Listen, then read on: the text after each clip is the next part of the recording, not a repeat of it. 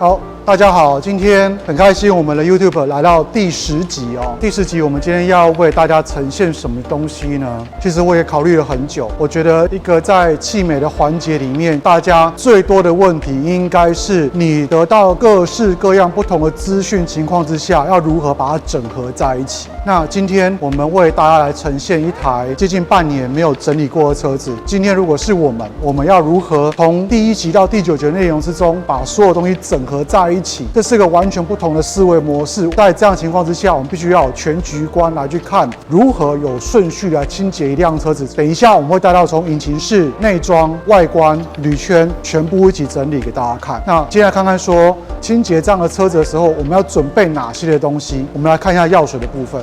好，我们现在来到药水的部分。非常恐怖哦，因为基本上已经接近要全副武装的上场了，在各式各样不同的脏污、不同的状况。当然，一定会有人说，真的需要用到这么多东西呢？当然，你也可以用2、3支的方式把它处理掉。但是今天我们要给大家看的是一个很完整的一个清洁流程，跟用什么样的方法在最少的伤害之下清洁这台车子，这个是我们想要传达的重点。所以今天如果是那种3支打天下的这种派别，就不要来攻击我们了，因为我们希望用最完整的方式来呈现给所有长期去观看我们频道的观众们很完整的一个教学，告诉他们大家从第1集到第9集里面我们传达的概念是什么，要如何把它串通在一起。外观的部分，我们预习我们用到 VB， 引擎室我们用到 GS， 正洗部分我们用到 SF， 酸性部分我们会同时使用3支酸性。AA 来处理车身的部分 ，FK 来处理铝圈的部分，还有一支从来没有出现过的 HRM 我后面等一下我们来介绍它会用在什么样的地方，用在一些不锈钢的清洁上面。清洁部分大概是这样子，然后内装的清洁当然不外乎最简单的3支药剂 P0、MZR 跟 ASC， 再搭配上相关的清洁的工具，还有保养品 TS、LS。铝圈的部分，我们还会用到 MWC， 还有清除车身的柏油铁粉 TEARR 跟 CLS 跟 RKB， 这部分我们全部都会用到。还有各式各样面对不同角度的刷具，还有我本身最喜欢用的小牙刷。今天的后半段我们会介绍的是如何保养车子，分别会用到 S002、S003、1K Nano。这些东西都很少出现过，跟玻璃的除油膜跟玻璃的镀膜，我们都会去做一个示范。这些东西都是我们很完整的一个清洁与保养的流程哦。接下来我们来看看说，我们要如何把每一个流程安插在哪一个步骤里面来做开始。那我们现在来开始仔细来看一下这台车的车况哦。从引擎室的开始，当我们要去做全面性的清洁车子的时候，我们很重要的是衡量自己的时间、空间、人力，我们用多少时间来去处理这一个地方，这会影响到我们等一下的顺序。像这个引擎室，以我自己，我预估我大概10分钟之内可以处理好，就是清洁的部分。然后漆面。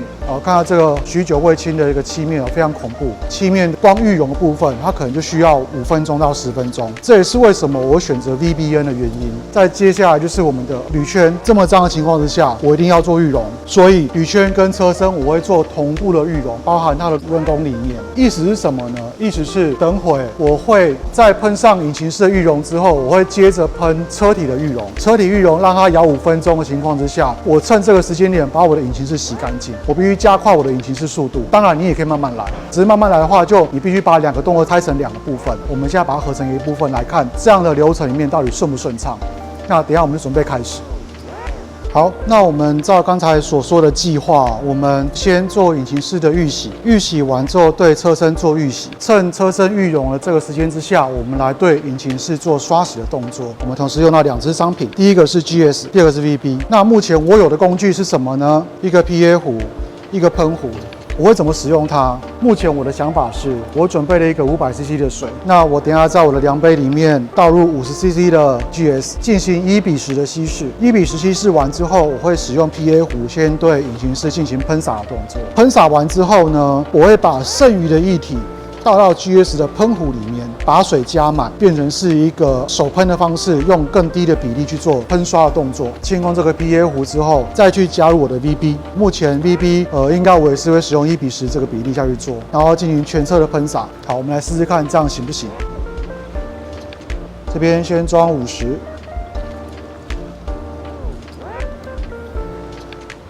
为什么这一支全新商品它很特别？因为其实它很容易看到一个很标准的一个记号，而且等一下我们倒出来的时候可以发现说，它里面是不会有残留的。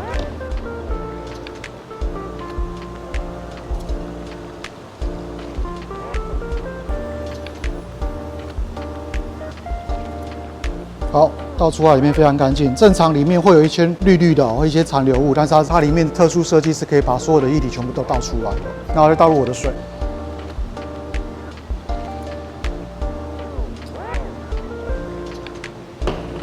好，目前这边我就完成了1:10的引擎式预洗剂，那我们就走。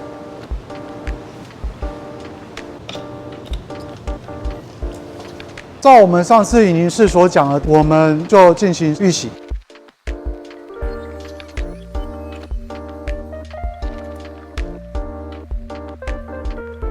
这个时候我们先把它盖下来。目前我觉得根本用没多少。我们可以再把它倒回去我们的喷壶里面。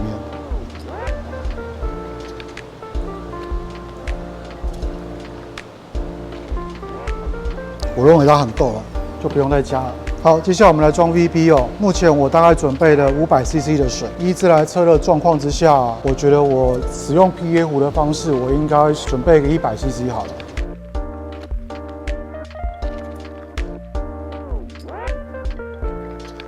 非常好控制。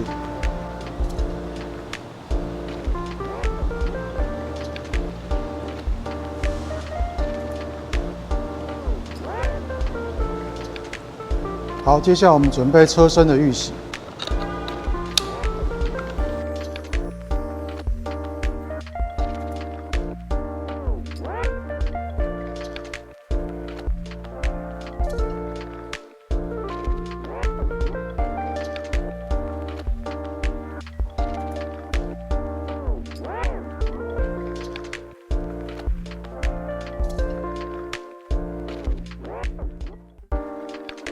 你们可以发现，其实我把它喷得蛮浓的。那这么浓的原因，就是因为我希望它留挂在上面的时间越长越好。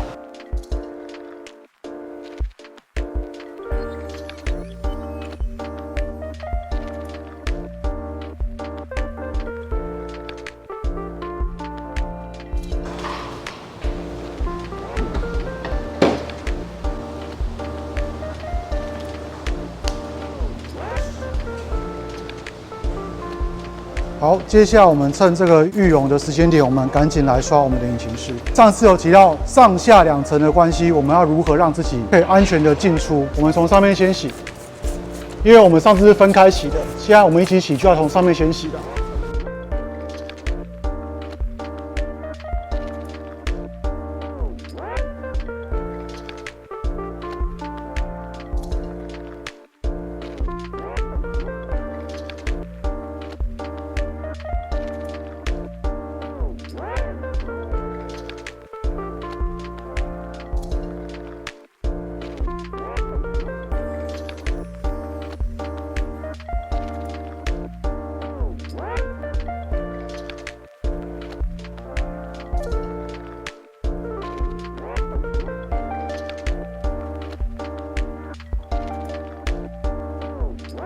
把2边都刷完之后，上面剩下液体就会变得很少。我们现在洗里面就会相对的安全，泡泡就比较不会滴下来。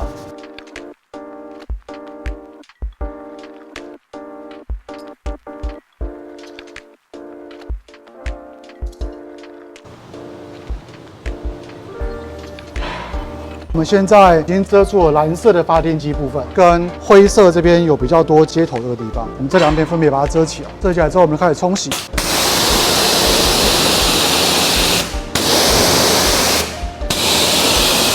上次呢，给大家的一个教程是我们往侧边洗，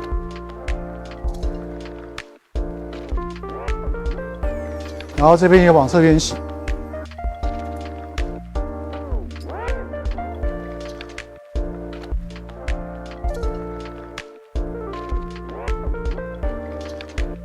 好，那我们把布拿起来哦，没有问题的，这个布也可以取出来。这边有稍微一点点泡沫，稍微冲洗一下。那目前我们不进行吹干的动作，我们直接就上 MP， 等一下直接看结果怎么样。MP 要上均匀了。为什么这个时候上 MP 呢？因为你看我们在喷雾的时候，有时候会不小心喷到外面去。那我们现在趁车身还没洗，喷到外面去是允许的。等一下在其他清洁过程中会全部再把它洗掉，因为这个雾状的部分你会喷到玻璃啊，喷到漆面，这都一定难免的。所以我们趁这个时候把它保护起来。然后外面多出来的部分，我们等一下把它清掉就好了。OK， 那我们就把引擎室把它盖起来。好，车身的部分也融合差不多了，那我们就接着去做车身上的冲洗哦。还记得吗？有一下往上洗，然后我们先来冲铝圈。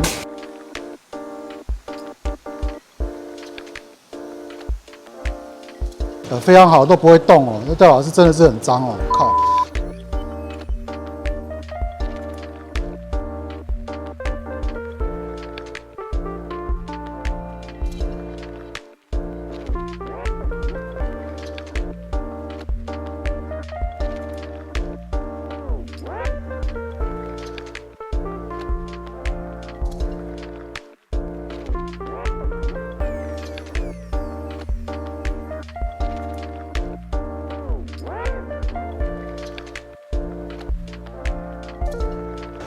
好，我们现在做完了第一次的预洗。为什么我强调第一次预洗？因为我不做预洗，我根本没有办法知道说这台车后面会是什么样的状况。因为脏污可能起得来，可能起不来。先稍微的看一下我们的漆面目前可以做到什么样的地方。我的手套这边是白的，所以我们先稍微滑一下。好，还是挺黑的哦，还是挺黑的，还是挺黑的哦。然后我们来看下一个阶段我们该怎么做。我们现在会回归到我们在讲正洗那一集里面的，我们先同时对铝圈喷 NWC， 漆面下半段喷 TEA 做除柏油、除污泥的动作，上半身喷 RRR， 同时先做第二次的脏污跟铁粉的预溶。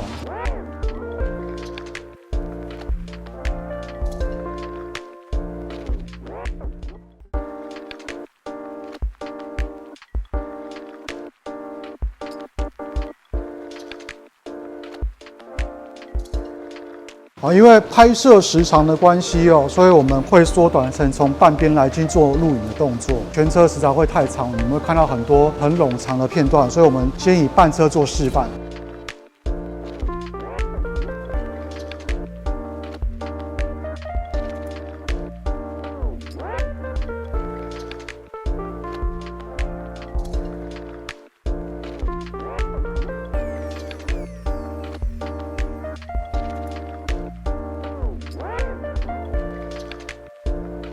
然后上半身我们会喷 RR，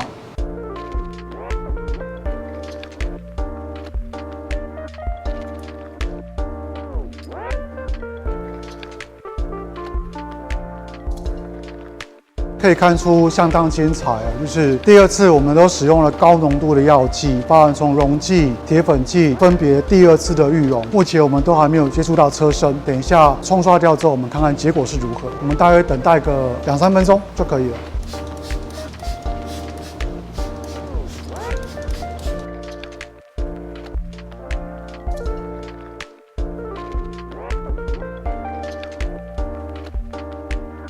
接下来我们来把它做一个冲洗，我们来看看说，像刚才这么脏的情况之下，单独使用 NWC， 在完全不刷洗的情况之下，会产生什么样的结果？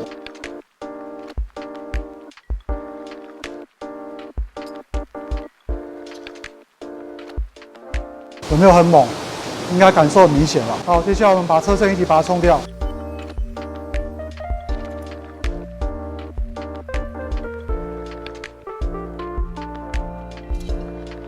那我们接下来冲这颗铝圈。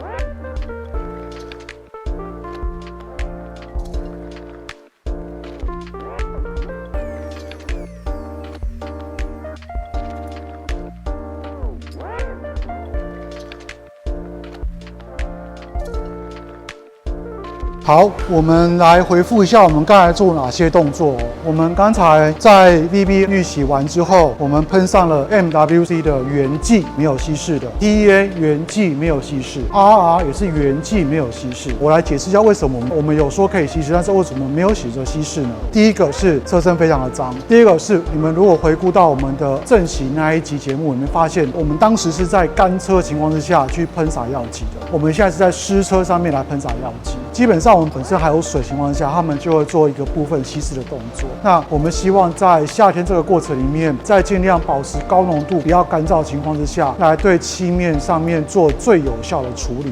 我们现在看一下说，目前我们经过了一次 TEA、一次 VB 之后，现在的漆面大概长什么样子哦？那目前我们的车身都是湿的，稍微了解一下状况。剩下非常的少了，我再换另外一边，这边是最脏的地方。剩下一点点而已。好，接下来照这个状况来说的话，我们来执行第二次的预洗。这一次我们会使用的是酸性预洗。那我们等会 AA 会登场。刚才我们一次的碱性预洗，一次的我们说是为溶剂预洗好了。溶剂预洗完之后，我们来第三次的预洗，就是所谓的酸性预洗。那为什么这个时候选择酸性预洗呢？因为 MWC 虽然把铝圈已经清到70%，那另外的30%是一定是需要我们用手的摩擦力跟药剂来做清洁的。所以等一下我会是使用是 FK 来去做铝圈剩余的清洁动作。关于一些像这台车上面有很多的镀铬的部分，我会去使用 HRM， 包含后面的排气管。等一下我们会示范给你们看，它使用在排气管上面的差异性。最后我这个细节的部分处理完之后，车身使用一次 AA 的完整的预洗，再做一次的覆盖，来看看结果是如何。OK， 那我们就开始。我们回顾一下我们的铝圈深层清洁哦。这次我们会稍微的简化一下，我们会用刚才剩下的 GS， 还记得吗？不要浪费，剩下的把它用完。OK。来做铝圈清洁的部分，那就直接开始喽。那 GS 我会把它喷在轮拱的地方。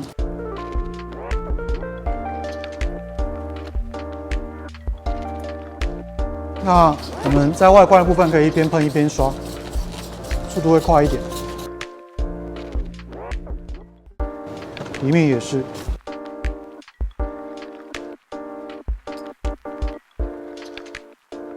接下来我们来洗铝圈内部。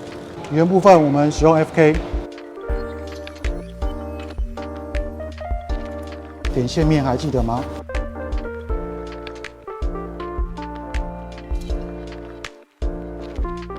好 ，FK 我们使用红色的刷子，弹性比较好。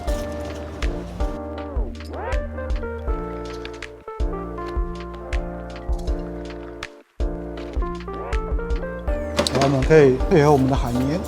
对我们的面部分，外观的面先清。这时候我们可以带水。如果你觉得清洁剂不够，可以补液清洁剂。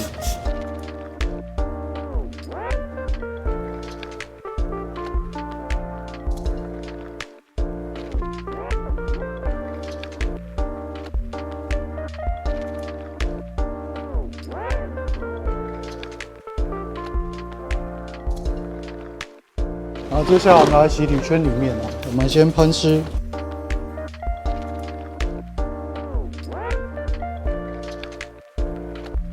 喷湿完之后，使用这个铝圈刷，然后带水。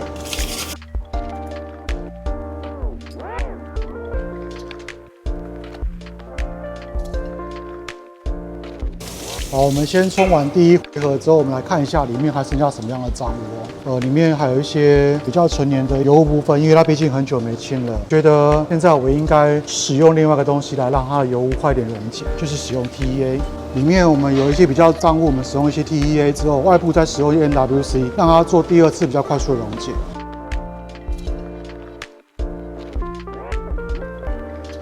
这边可以看到这些脏污一碰到 TEA 之后，马上就溶解下来了。有看到吗？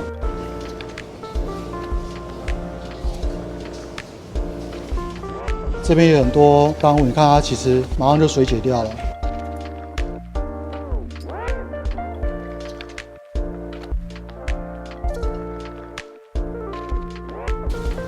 然后别忘了可以把它掰弯，然后使用 MWC 喷在这边，然后做后面的清洁。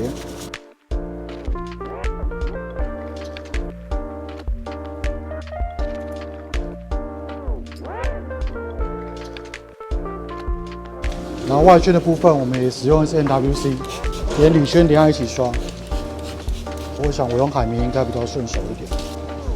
其实你看哦，铝圈上面它的紫色的反应其实已经没有那么强烈了。我们已经一步一步的把这个中遗漏全部洗掉了，我们只剩下一些细节部分了，把它清得更干净一点。所以不是说铁粉有变色就一定很强，而是在什么时候变色才是很重要的。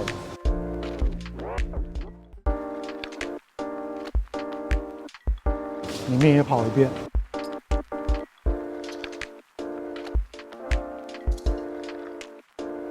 然后接下来里面，我们也是使用 NWC 刚才喷过的，等一下准备要一次把它全部清起来了。那同时做刷洗的动作。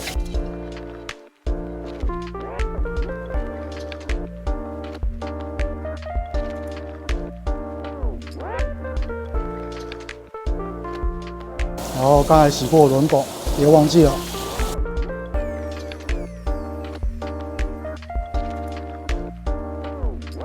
OK， 搞定。事实上，我们这概念里面一直围绕着碱性、酸性、溶剂，还有一支铝圈，铝圈算中性，以这样的酸碱溶剂组合里面，去不停地在做一个清洁的动作，就可以得到这样的成果出来。刚才有说我们有时长的问题哦，所以我们其他地方有请我们的伙伴来去协助我们做清洁。那我们趁这个时间点，我们来去清镀铬的部分。这是之前从来没有出现过的商品 HRM， 它用法是什么地方呢？是使用在于这样的镀铬制标，等一下的排气管清完之后，它会有更光亮的外表，而且会把表面上的水斑做轻微的去除。现在这里面大约是1:2左右，然后我们就直接开始。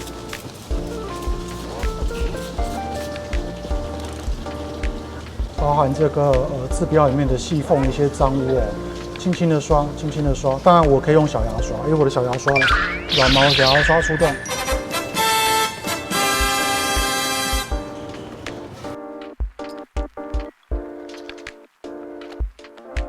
对，然后镀铬颜色非常漂亮哦。接下来这边有一个很大片的镀铬，这个你可以用牙刷，你也可以用海绵。那我们这边使用海绵来做清洁。别忘记了，我们在使用酸性的情况之下，注意你们的手戴着手套。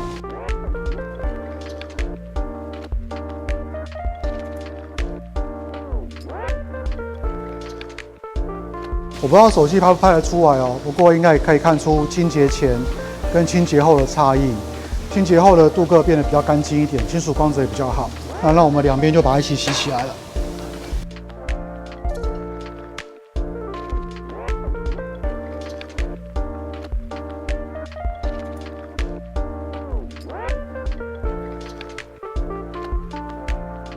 好，接下来我们的画面带到后面的排气管的部分。接下来我们来洗排气管的部分哦。这边我刚才有稍微实验过一遍，可以看得出来效果蛮好。我们现在再来洗一遍。我们先使用牙刷把里面的焦油部分洗掉。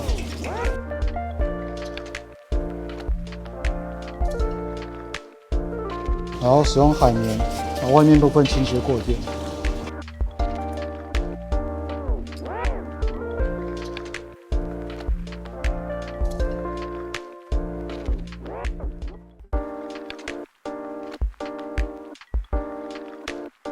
好，那我们排气管就洗到这样子，虽然没有到完全去除，但是效果已经很明显了。接下来准备 AA 的车身预洗的动作。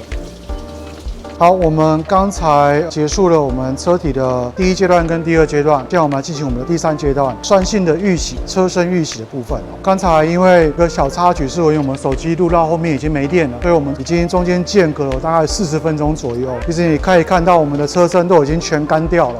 全干掉的状况之下了，对于我们也是好事，就是说可以更接近你们在自助洗车场跟家里面会遇到一个状况，就是车身干掉的情况之下，我们接下来会怎么接着去处理这件事情？接下来看下去。那 AA 浓度我这一次应该会打算稍微弄得高一点点了，大概是1:6左右，所以我预计加入70 ml 的药剂，70，好，可以。然后加上440左右的水。基本上我不会把这个比例一定要调到非常的精细哦。事实上差一点点，真的影响不是到非常的强烈。我大约会在每一次洗车里面抓出这一台车我想要的一个比例值。那因为这是一个长期使用这个药剂里面会有一种直觉哦，大概觉得这支药剂在目前这个车况里面，在什么样的情况之下会有什么样的反应，大约我们是知道的。那所以我们目前是在这样的车况里面，我们决定了用这样的比例。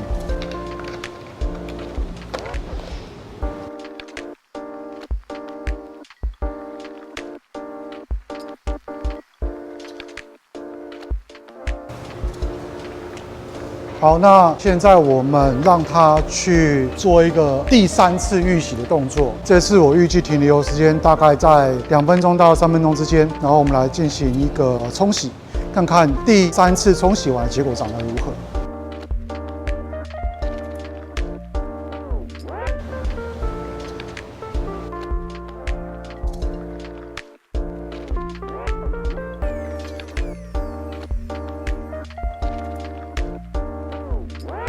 现在是还在录影中嘛，对不对？趁这个玉龙的中间，我们来解释一下说这中间到底发生了什么事情。因为我刚才使用了大概1:7左右的比例，却在现在预洗的时候，我告诉大家是2分半。这是一个很粗略的换算式。今天假设我用比较高的稀释度，假设说1:10、1:15、1:20，那我可以停留在车上的时间比较久，它会比较温和的方式慢慢的去咬这个脏污的部分。但是我现在选择了高浓度，原本假设是1:20的情况之下，我可能可以停留5分钟。现在我们用1:6、1:7的这个比例的部分，我只停留2分半。我希望在比较高浓度的情况之下，尽量的在安全值的范围里面去得到比较高的效果。尤其在这么高的温度之下，我们现在这个室内，虽然这是室内哦，这个室内温度相对应该有38到40度左右哦，很容易干。其实你可以看到这边其实已经在干掉了，它是不可能可以停到5分钟以上。尽管我用了这么高的比例去做流挂的动作，它还是会往下流，还是会干掉。所以它就是我们的极限值，我们现在就得把它冲掉了。我们用这样的一个很粗略的计算方法，让你们来观察说温度跟浓度跟停留时间3种的差异性来做一个调整。夏天温度越高，我们可以拉到比较高的浓度之后，比较快速的反应，比较快速的冲掉。冬天我们有很足够的时间去慢慢的去做冲洗动作，我们浓度可以低一点点，慢慢的施作，让慢慢的很缓和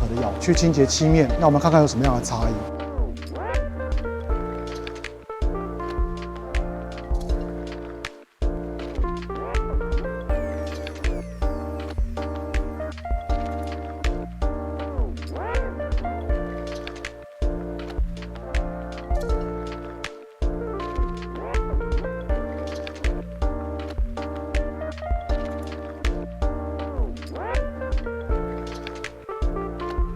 看我们现在正在处理另外一边的过程中，我们来看一下漆面上面的变化。从刚才我们 BB 清洁完之后，我们来看看 AA 清洁完目前的效果是如何。变得更少了，这已经，我觉得它已经符合到我觉得我可以做正洗的要求了，已经非常少了。那而且漆面上面的亮度也慢慢出来了，我觉得 OK。等一下我们就准备直接碱性的正洗。正洗之前，因为我们刚才有说我们会同时示范养护的部分，那今天玻璃的部分我们会同时进行除油膜跟上涂层的部分。这是第一季我们做玻璃除油膜的部分，我们来示范一次。今天我们搭配的是 Coach Chemi 的除油膜的抛光棉，这一部分可能很少人有买，但是我们其实有这个产品，我们来试试看效果如何。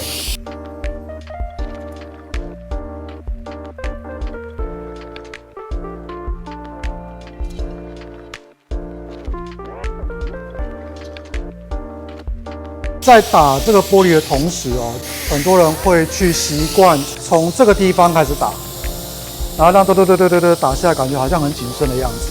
事实上，这个东西它会有很多不均匀的现象，所以你们刚才看到我一开始我的起手是从那边就直接打下去，希望这边慢慢的先低转速，慢慢的把它划开到最后面之后，再开始做大面积的去滑动。我们做第2次给大家看，先上来。稍微控制一下转速，先将药剂划开，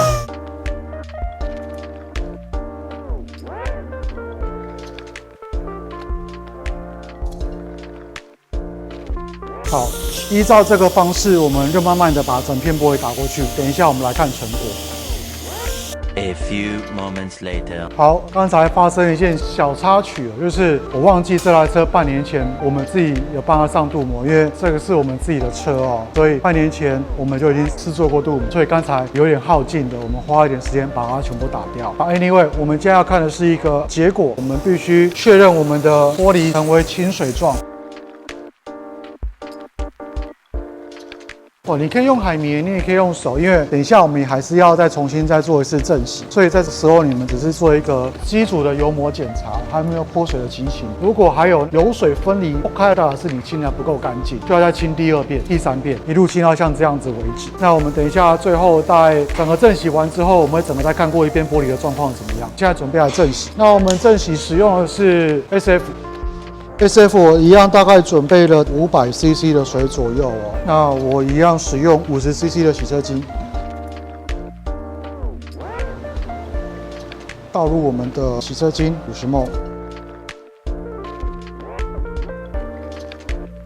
那接下来我们就接着上泡沫。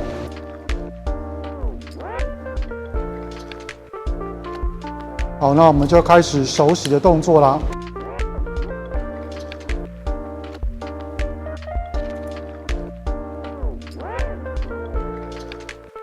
那接下来我们就接着冲洗。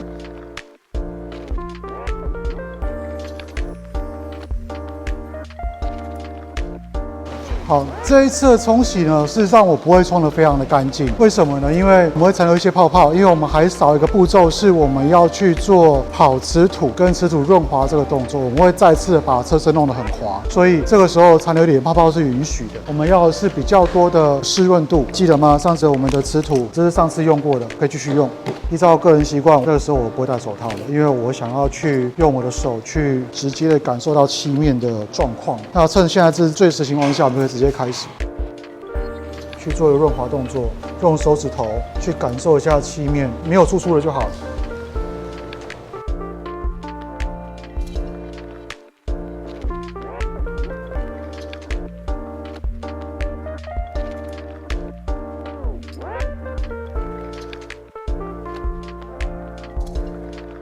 好，那我们瓷土部分我们也清洁完成了。我擦起来感受是虽然有很多细细的，但是它蛮小一点的，很容易就清掉了，所以清起来不会很费力。那这时候我们再做最后一次的清洗。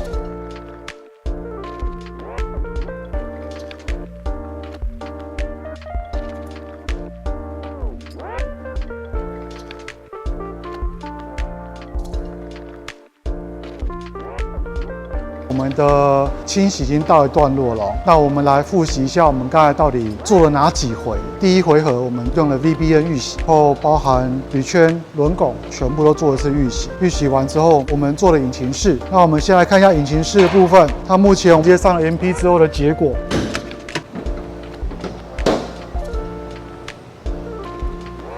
我们中间都没有开过哦。就是中间的部分，撇开旁边湿的部分，中间部分的完整度已经非常高了，它是完全自然干燥的情况之下。好，那旁边湿是很正常，因为我们不停的冲车，旁边部分本来就是最后要去收干的动作。然后我们经过了第2次进行了 TARR 的预洗，同时我们对铝圈做了 MWC 的算预洗吧，对，因为我们喷上去，但是并没有把它去做摩擦的动作，我们就认定它是一种预洗浸泡。然后我们冲洗完了之后，再做了一次的铝圈的深层的清洁之后，我们车身使用了一次 AA 的再一次的预洗，所以我们总共进了3次的预洗之后，我们进行了玻璃除油膜，然后进了 SF 的正洗，然后最后我们做了一个跑瓷土的动作。我们来看一下我们目前所得到的结果是什么。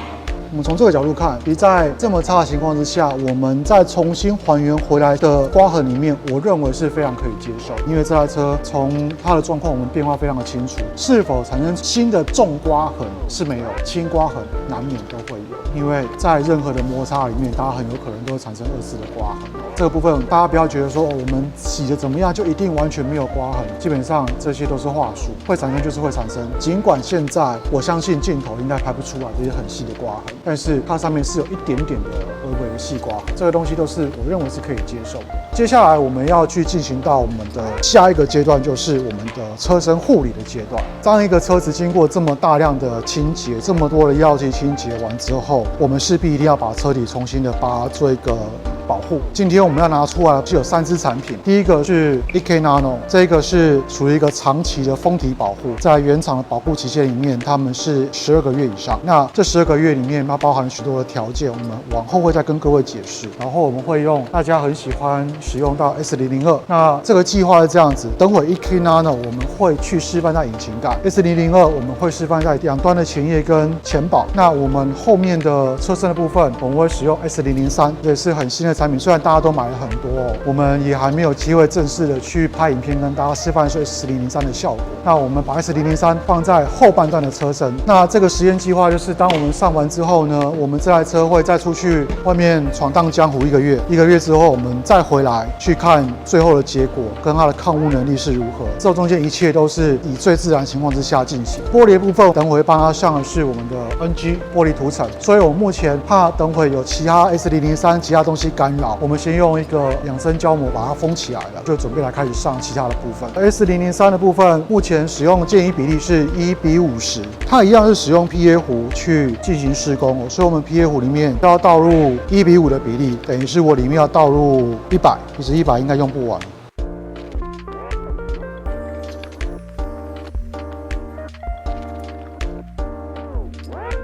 我觉得喷不完我现在还留了200ml，我再倒了300ml到里面去，我觉得也 OK， 因为这台车从来没有使用过 S003， 因为我们有外来水源，等一下我们透过 PA 壶的方式，我们把其他比较浓的泡沫倒上去，我们来看一下结果。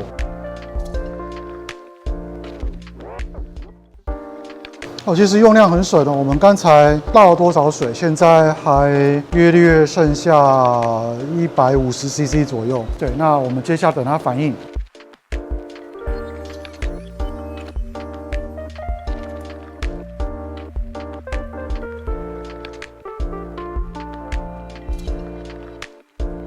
目前停留时间大约是3分钟左右。其实这个东西一样会有气温的问题哦。我们在过程中发现它开始慢慢变干，代表是时间到了，我们一定得把它冲掉。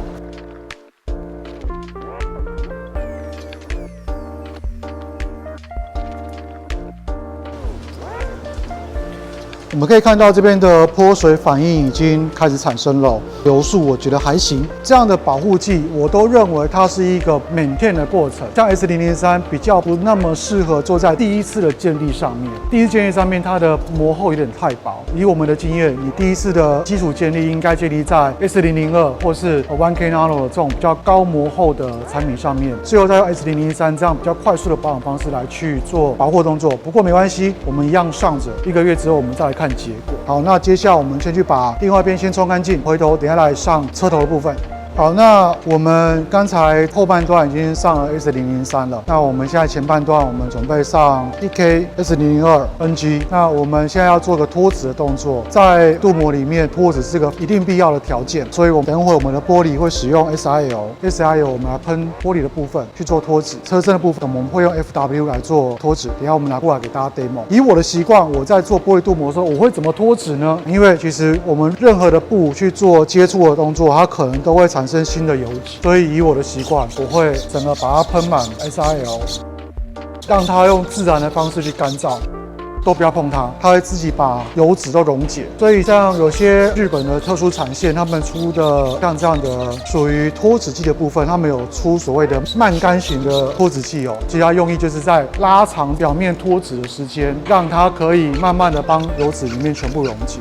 就这样，不要动它。好，接下来我们来做漆面的部分哦。漆面部分 FW， 那这个就我们必须稍微去给它一点点摩擦力的，就比较没有关系了，因为我们这个上的是所谓的sealant。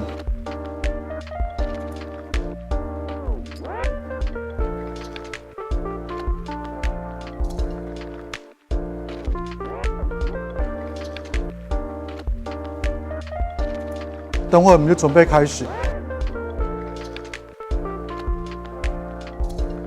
我们现在准备要来上 NG 的涂层的部分哦，它相当大一瓶，那它的用法跟一般的有一点点的不一样，等到我们稍微会解释。但是有一些原则，我在开始操作之前，我们先解释给大家听。这刚才跟我们在打油膜的状况是一样的，是千万不要从这边开始上你们所谓的镀膜，因为这样的话，你这边的料会非常的多，这边料很少。尤其在像某些硬化型的玻璃镀膜上面，非常容易产生这个膜厚不均的现象，就会让你们有出现跳雨刷这个情形。有跳雨刷的朋友，你们可以试试看打掉重练，使用这个方法应该会有改善。现在我们就开始。那尤其在上这 coating 之前，有一个很重要的点就是不要省，不要上一点点，涂多一点，然后在这上面直接把它划开。从中间左右一次量就要涂够，然后一次大概就是以半边的当做一个基准，然后不停的来回的让这个膜厚变得很平均，然后再补第二次，大概是原本第一次的50%的量，然后把手速加快。让它不会单独干在某一个地方。如果觉得有点干，就再补。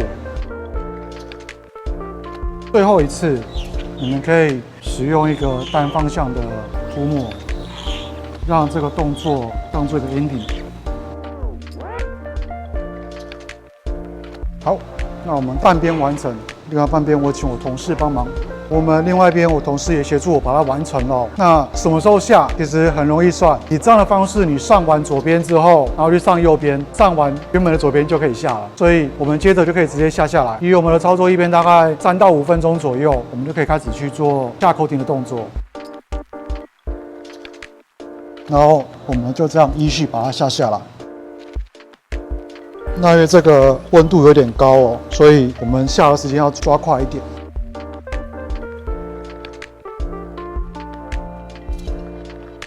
我们换另外一边，我们的膜厚如果上的越高，那我们在下的过程中，我们就可以越平均的把它很完整的下来。那也不是说高一定好，但是高有一个优点就是高我在每个地方干燥的平均膜厚会比较完整。如果我的厚度不平均的话，我可能每个地方下出来的结果都会有点不太一样。所以为了保持它有一个最基础的膜厚在，我们还是维持在一个平均膜厚之上。OK， 搞定。上完玻璃 coating 有一个很重要的一个点是，不要很急的把它开出去淋雨试试看水，它都会很大幅度的去影响到你后面的寿命的问题。你当下可能看着觉得哦有泼水好像很爽，但是事实上你会觉得怎么一下就没有了？因为他们现在都还在干燥的过程中，还没有全干。最好的情况之下就是放一晚，到隔天之后再开出门，然后再遇到水就没有什么问题了。那接下来我们要来上引擎盖的部分。好，引擎盖部分我们目前要使用的是这一支之前我们从来没有示范过的 1K Nano。那首先我们必须把它倒到一个它随货附赠的一个小分装瓶里面，一个引擎盖这样应该是够的。我们拿出了这个海绵，可能很多人会觉得傻眼，这个不是可以用镀膜块吗？上的薄薄的就好吗？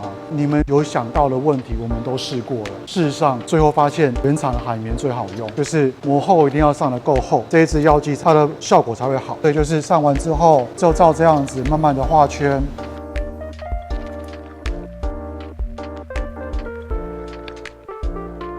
因为这也是一个平均膜厚的问题哦。这一支药剂如果有一段时间没有用的话，它会干燥成算是一种聚合体。这个聚合体是有厚度的，所以想当然了，我们在漆面上面需要给它造成足够的膜厚，让它在后面成膜的时候有一个比较平均的表现。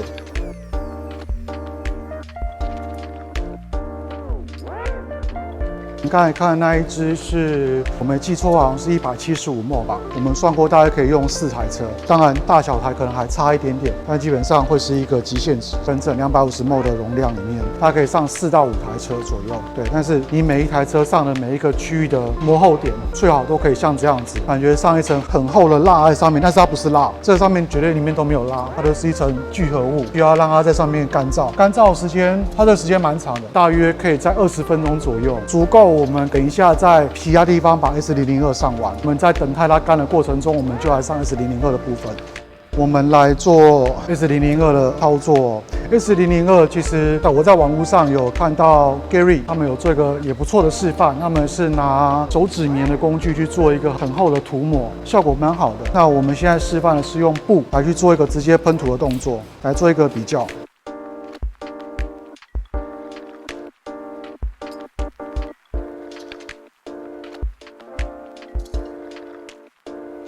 那我们在涂的过程中，我们其实手可以感受到这个阻力上面的改变了，它会越来越滑，越来越滑。好，然后我们来上前保。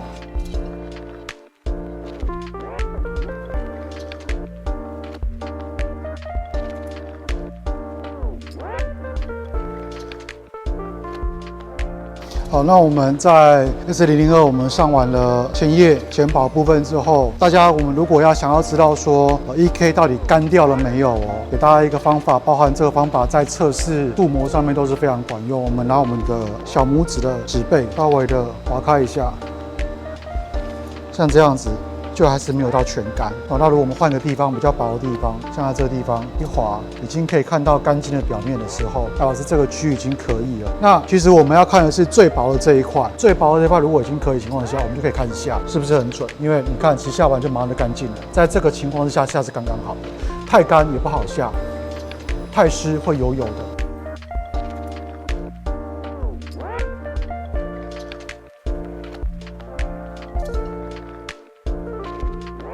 然后你们再用这样的纤维布在下这个比较厚型的算 Seolan 的部分的情况之下，你们会觉得一开始怎么觉得很好下，下后面越下越卡，越下越卡。原因是我们这些 coating 会把我们的这个的里面的毛细孔都塞满。在这个情况之下，我们只需要做一个翻面的动作，它就恢复正常。那一般我的习惯，我不会在第一次里面把它下到非常非常的干净，我会尽量把每一个地方分开来处理。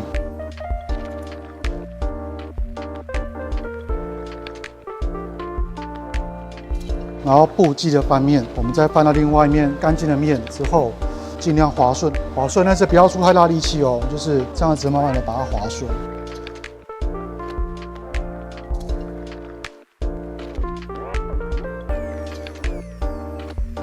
这样我们就可以下得很干净了。那今天我们就在这边，我们先做一个段落。我们今天把清洁养护的部分，清洁做一个完整的步骤，养护做了一个上半部的动作。我很想再去示范我们的内装部分，但是因为时间有限，而且内装我们的变化性不是很大。我们在之前的内装的环节里面有做过完整的介绍，你们可以再稍微回顾一下。那今天我们希望往前推进的就是养护的部分。1个月之后，我们会回来看这台车，它在使用3种不同的产品之下会有什么样的变化。接下来我们希望可以更进一步来介绍我们的抛光机跟抛光棉的部分，我们有更深入的话题可以跟大家探讨，包含涂层它们该如何保养，这很多人喜欢了解的话题。我们需要做了涂层之后，才有办法解释给大家听，所以我们必须很快的继续的往前走。那也希望大家可以继续关注我们，然后让我们更有动力的去往更深入的话题里面去做讨论跟分析。好，谢谢各位。